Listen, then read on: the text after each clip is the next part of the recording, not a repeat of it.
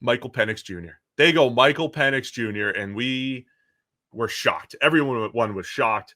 But I think a year later, Falcons, somewhat justified here, looks like they've got their QB of the future. And Michael Penix Jr., when he did take over down the stretch, look, he was inconsistent too, but man, he brought some big playability to that offense. He had some of the most spectacular throws in all of the NFL in like the cameo appearance that he had late in the season. So Josh Allen, generally speaking, is going to be the guy that sort of leads the league in big time throw rate, right? Like Josh Allen is now the guy when it comes to that. Like his profile is sort of superhuman volatility where you're going to get more bad plays than you want from an elite quarterback, but he more than offsets that because he'll basically lead the league in wow plays, at least until Mahomes sort of gets back to his very, very best play. But Josh Allen is that. His big time throw rate last season was 7%, which generally speaking is going to lead the league in any given season. The two quarterbacks who were ahead of that with any kind of significant number of dropbacks were Michael Penix at 9% and Joe Milton based off that one game where he just went ape at the end of the season. But in like 114 dropbacks, Michael Penix had 10 big time throws. He had 7 of them in one game against Carolina. That's off the charts madness. And his misses it was just like he had open throws that he was just missing. I thought the accuracy was just inconsistent. Look, Zach Robinson's our old friend. He's the offensive coordinator. I may know that, they loved Michael Penix Jr. And I'm not breaking news here. They drafted him at 8 after signing Kirk Cousins to the biggest free agent deal that offseason. So, yes, I mean, as the chat's reiterating, like I was we were a few of the people that weren't trashing this because we're saying, okay, great. This is a great case study. Let's overinvest in quarterback. The Steelers are on year 5 of trying to figure out their quarterback situation. We can't trash, and we're like, what are they going to do? Oh, they're Aaron Rodgers. Ha, ha, ha. This is a terrible move by the Steelers. We can't trash the Steelers for doing this year-by-year thing and trash the Falcons for doubling up at quarterback. We can't do both. I loved this for the Falcons at the time, mostly for the story. I'm not saying it was definitely going to work out, but I loved the story to see how it played out. And I don't even think they expected Penix to be the starter by year 1. No, that's the thing. Right? So, they were thinking maybe year 2, certainly by year 3. Yeah. But things accelerated because Cousins did not look the same coming off the Achilles. That's the thing, right? Like part of our reaction, I think, was conditioned by the fact that we knew that they loved Michael Penix like quite a way out relative to certainly everybody else. But the mistake, if you want to call it that, for the Falcons and how they approached the quarterback position last year was not Michael Penix and anything to do with drafting him. It was giving Kirk Cousins the contract they gave him when you didn't really have any idea what condition he was in physically. Like that's the reality of it. They got Kirk Cousins in and then drafted Michael Penix. And the idea was we probably have like a 2-year runway. And then it's worth the number 8 overall pick because if we transition in 2 years and Michael Penix is as good as he looks like he is right now, well, we've made a succession plan for the next decade and we do the Packers thing and everyone lauds us as being genius, right? This is the way you're supposed to do things. It's that's how a well-run organization does things.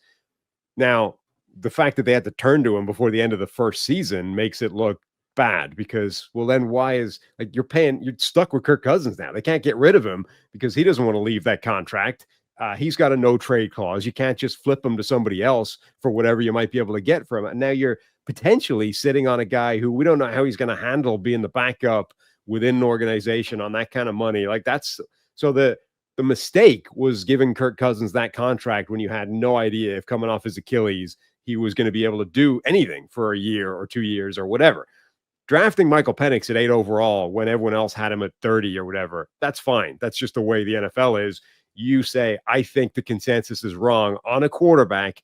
And if we're right, nothing else matters. And that's basically what they did. They grabbed Michael Penix in the top 10, even though most people had him as a consensus fringe first rounder. And based off a very small sample size at the end of the season, he looks like an absolute baller. And they're right. Hey, guys, just taking a quick break to tell you, hey, just over 50% of you are still unsubscribed to Check the Mic. It helps the channel. It helps to make sure that you don't miss any of our shows. So if you have a chance, hit the subscribe button right now.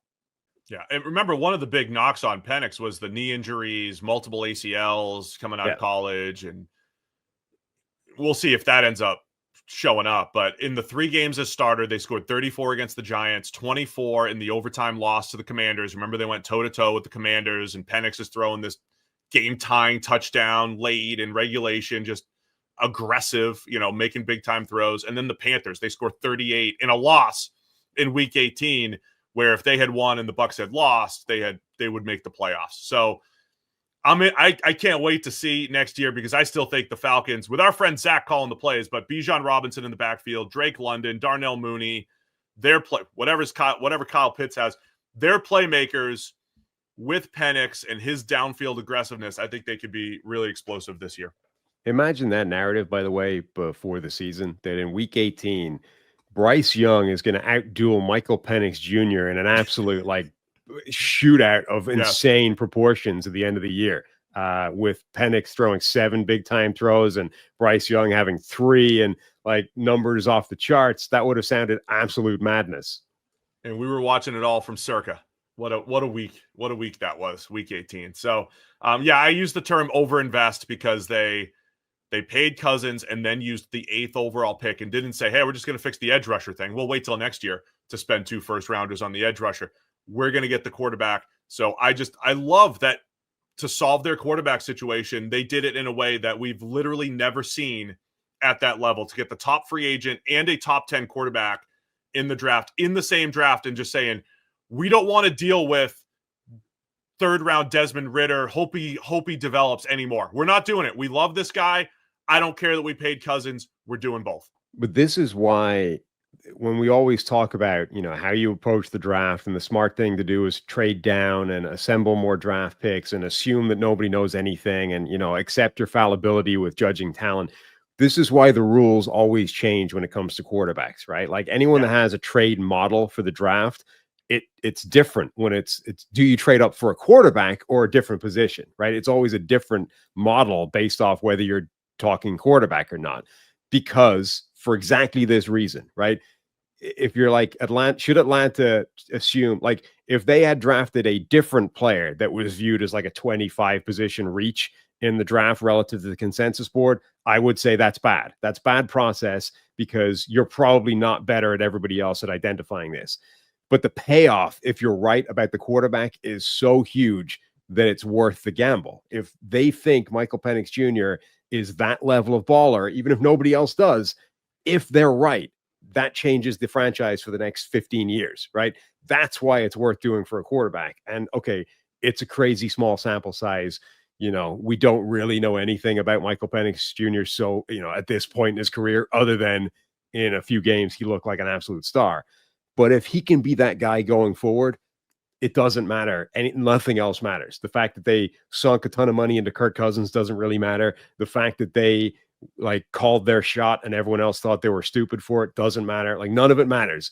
If you were right about the quarterback, the payoff for that changes everything. Thanks for watching all the way to the end of our video.